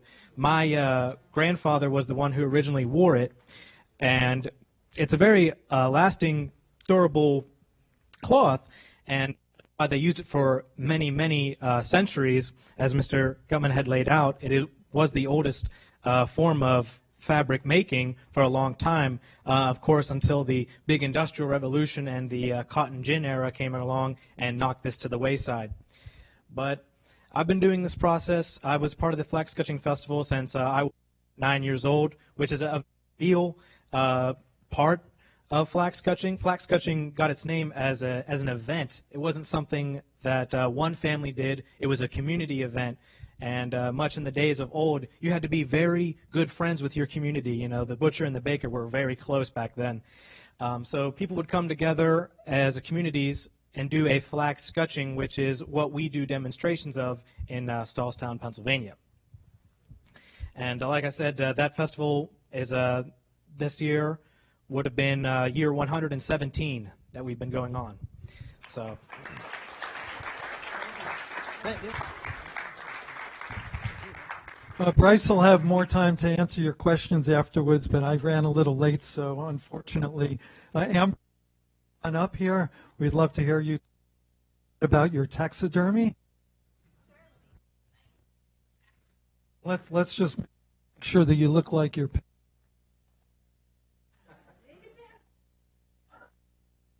Somebody's been coloring their hair. Okay, hi everyone. I'm Amber Makut. I'm the owner of Brooklyn Taxidermy. I have a studio in Greenpoint, Brooklyn. And as of yesterday, in Sugarloaf, New York, I've moved to Hudson Valley, right next to Warwick. So I know Peter. He's a client of mine for many years. I've cleaned and prepared a lot of skulls for him that he found on his journeys and travels. So if you've been to his slideshows, they're hanging up in his apartment. But so people always ask me, how did I get into taxidermy? I started an internship over 10 years ago at the American Museum of Natural History in Manhattan under Tom Doncourt. He was the senior preparator in the special exhibitions department. And then I did a 3-year traditional taxidermy apprenticeship. I could use some water too if there's any water. Something about standing in the Maybe it's a dry corner. So where I worked at a traditional, rural taxidermy shop. And then I studied in England under, sure, I'll take it. Thank you. I studied in England under Simon Moore, who is the head preparator of taxidermy at the London Natural History Museum. I also served on the board of directors for the New Jersey State Taxidermists Association for many years, preparing their annual state competition and conventions, and led some seminars there. But I wanted to talk about what is taxidermy. So I brought a bunch of props here and a t-shirt gun to shoot the props out. No. Okay, so this is a little bear head that's made of paper mache. So this is a very antiquated way to make taxidermy. That one's from the 1950s. Let's see what else we got. Let's pass them out real quick.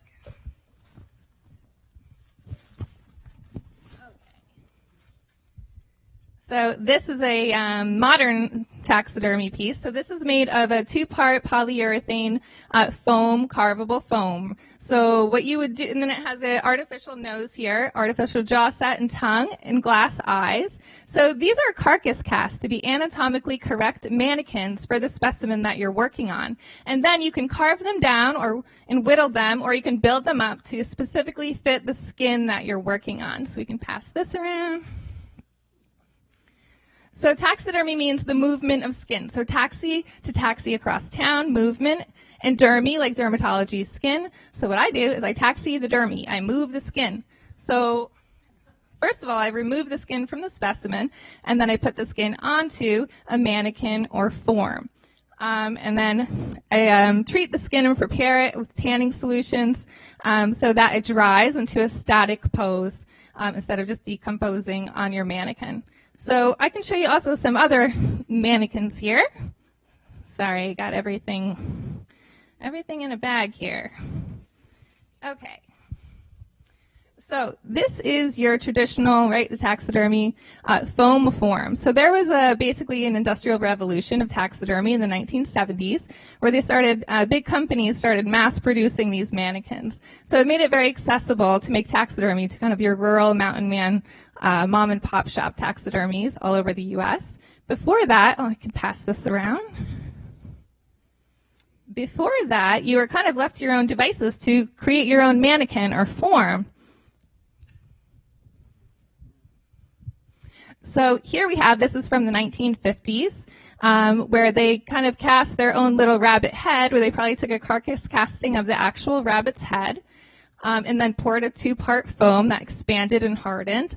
And then they wrapped with excelsior or wood wool, here you go, or sisal, which is very small, stringy wood wool, to anatomically make an accurate mannequin or form that is to spec of your actual individual specimen.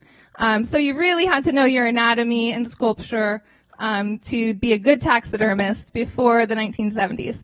It's still very hard and complicated, but they took away that kind of anatomy part of it, so it's a lot less complicated and accessible to more taxidermists. So that's why there was an explosion of hundreds of thousands of taxidermists entered the profession then.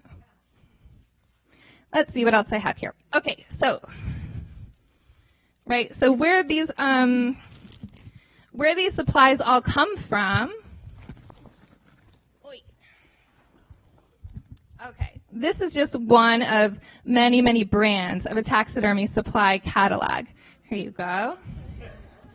So you're going to find all of your materials that a taxidermist would need there. It's traditional hunting specimens only. So it's going to be 90% deer, but also anything that has a hunting season in the U.S., as well as African safari animals. So it's going to be deer, bear, fish, turkey, pheasant. That kind of stuff. So all of your supplies. So in addition to your foam mannequin, that's the main body, you can also order to size your glass eyes. So these are goat eyes. They're 26 millimeter goat eyes. So you would use calipers when you got your specimen to measure your eyes and what size that you need. So you can pass these around. Sure, yeah.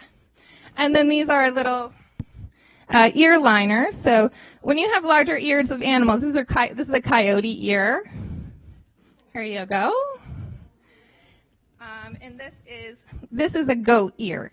So here's a little to compare, and different materials from different manufacturers. So yeah, I don't know. Any questions or no questions, right? Oh, okay. All right. I don't know. Okay, thank you. I just wanted to also say, I don't know if you mentioned this, that you taught at the Morbid Anatomy Museum, and also spoke at Theodore Roosevelt's birthplace, because Theodore Roosevelt was doing taxidermy since the age of 12 years old. So I'm sorry to move this along, but we need to come to our next speaker and our last speaker, which is Virginia Taylor. If you'd come up, and she is our homesteader. Oh yeah, make sure you pass up. No one hold on to anything. Pass those up to the front. And Virginia, if you would speak to our group here, here's the microphone. Thank you. I can't even tell you how far out of my comfort zone I am at this moment. Very nice. And see, I have papers that the younger kids didn't have. I'm hoping this is not an age thing, as a matter of fact, so I don't forget what I'm supposed to say. And in fact, when I was thinking right along with that age thing, when I first met Peter, he and his family came to my farm up in New Hampshire to create a Thanksgiving meal in the fire, as it would have been done in the 1830s. And he brought along his mom.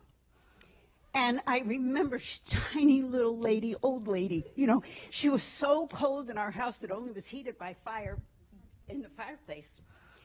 And she was so cold, we were wrapping her in shawls and sitting her by the fire. And it occurred to me while I was sitting there that she was younger then than I am now. So it's an age thing. And also it's a short thing, and they put a box here for me. So I'm going to try. Yeah, how does this work, Peter? And when I say I don't have a computer, you know what I was thinking? When you had trouble with the thing, I never have that trouble. Okay, is that good? Okay.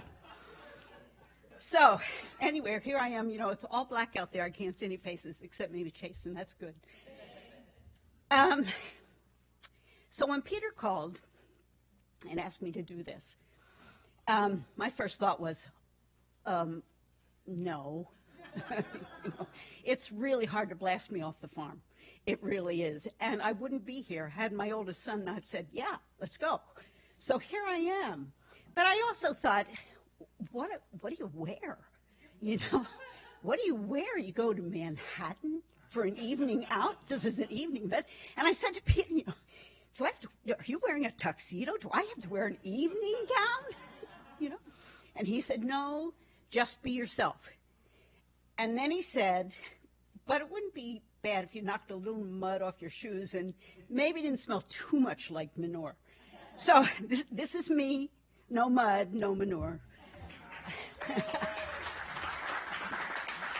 Yeah, I dressed up a little. So having said all that, I don't really farm like I used to. I'm retired now, for whatever that means. I sold the farm about 3 years ago. I saved 5 acres and had built for me a small half cape. And I thought I would set about learning how to be retired. But I'm not really very good at it. And what has happened is that even though I don't have the heritage gardens, which I used to grow, I grew heritage fruits and vegetables and heritage animals. I was determined, and still am, to live a life that was free of chemicals and crud. And I was able to raise my children that way, and it worked out really well. And so it's still kind of working out that way, though I have a much smaller garden now, not the extensive vegetable gardens I had before. And my only animal is my dog Meg, who is a Springer Spaniel. She's a sweetie. She's pretty much my constant companion, and I love her. But if I can see what I'm writing here, what I've noticed is that fruit, things are working their way back onto the land again. I don't think I'm finished, is what it is. That's why I'm not good at being retired. Fruit especially is working its way back onto the land, and I've planted peach trees and cherry trees, rhubarb, lots of berries. I'm not finished. I'm not good at being retired. I guess I can't help it. Something in me says, and I thought this a long time ago, I'm sort of predisposed, I think, genetically to working the land, and I can't help it. It's just it's just the way of it. But I don't do as much feeding of family. Matt will vouch for this. My kids are grown now and moved away, but I do feed myself. When the kids were all home, of course. This is really hard, you know. You're doing great. Well, I'll tell you, hard to blast me off the farm. When the kids were home, I had to focus on food, feeding them. We sold a lot of it, meat, milk, all the vegetables and the fruit. Had taxes to pay, bills to pay, kids to raise. And I don't have that now, and I can focus on flowers and ornamental bushes and trees, and I've really found that I love it. I didn't have time to do it before. I had to make money, you know. I don't have to do that quite so much now. Things are a little different. I'm thirsty too. There's a glass of water underneath my chair. Here, I have a paper. Yeah. Oh, it's great, guys. Thank you so much. Thanks for not making me feel so special. You're welcome. There is a heater right here. I don't know if that has anything to do with it. I wasn't going to say anything. So I love my gardens. I've been able to make in my 5 acres a sort of an old-fashioned English garden, which I never thought I'd have a chance to do, but I do. And just as a little aside, blast me off the farm kind of a thing, but a couple of months ago, a friend and I took a road trip for the first time in my life. And we went all the way down Nova Scotia, down to the bottom, all the way up through Nova Scotia, all the way around Cape Breton Island and down along the coast of New Brunswick. I took a lot of pictures in my old 35mm camera. When I got home and had them developed, I saw some gardens that I said, I don't remember taking those pictures. Where was that? You know, and it occurred to me, it was my own yard. I thought, wow, I think I'm not finished. I think I still have to do this. And I do, and I love it.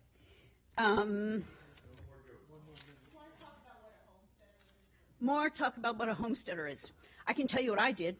I can tell you that I was determined years ago, kids were little, that I didn't want to live, shall I say, a normal life. I didn't want to live the life that made me sit in an office. Geez, I couldn't have done that, you know. But I knew more than that. I wanted to be on the land, and I wanted my children to value the land. And I worked in museums for quite a few years. That's how I met Peter. And I knew I could do it. I knew it. I learned a lot from working in museums and from having parents who were supportive and let me, you know, try whatever I wanted to. Though I did grow up in the middle of Philadelphia, I'll just say. Maybe that's probably what pushed me over the edge, actually. But it wasn't easy to begin with, but it became easy because you realize, I realized, the value of digging in the land, what worms meant to the dirt. When we had bees, the bees that showed up and why. The meat that I could feed my children. I can tell you, I'll tell you one little story about Sam, my youngest son. I'll make this quick. This is pretty good, though. He's a vegetarian and has been since he was 13, and this is the reason why. One year, we were slaughtering geese. We raised meat for other people. We were slaughtering geese, and I needed help, you know. The older boys were gone. Pip was home, my daughter. But Sam, the youngest, 13 at the time, I needed help. And he did help. But after that was over, we cleaned up everything. You know, it's a mess. And it's a mess to slaughter and take feathers off and eviscerate and all that. It's a mess. When it was over, he was 13. He said, I will never eat meat again. And he hasn't. But here's the funny part about it. The year after that, I guess we were getting ready for Thanksgiving. And not funny. Pip and I, my daughter and I, knew that Sam couldn't help us. And we didn't expect him to. We didn't want him to. And so I made arrangements with one of his friend's mothers to come and pick him up before we started to clean the turkey. And she did. She came and picked him up. But as soon as he left in their car, Pip and I got started on the turkey. We knew we had to kill it, and we had to do all the rest of it. We had just finished cutting the head off, and here comes the car back in the driveway. And it was awful. We had a little corgi at that time. And Phoebe loved Sam. And she thought she was giving him the greatest present. Yep. She picked up the head, took it over, and presented it to Sam. I'll tell you what, they left really quickly. You know? Okay. So I've got to end. But you know what I want to say is something about Peter. When he called me, I said in our conversation, I said to him, you know, it must be wonderful for you to have done all of these wonderful things and have such notoriety and such awards and honors. It must be wonderful.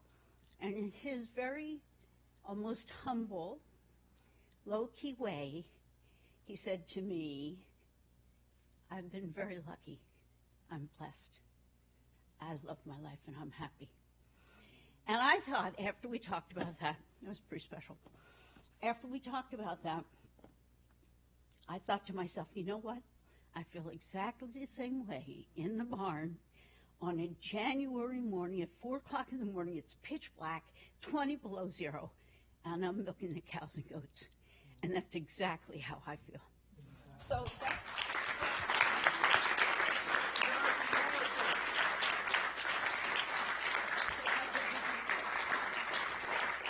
That was really, really wonderful, Virginia, and I think you brought home the whole feeling of why all of our characters are so special in their own way, and we're.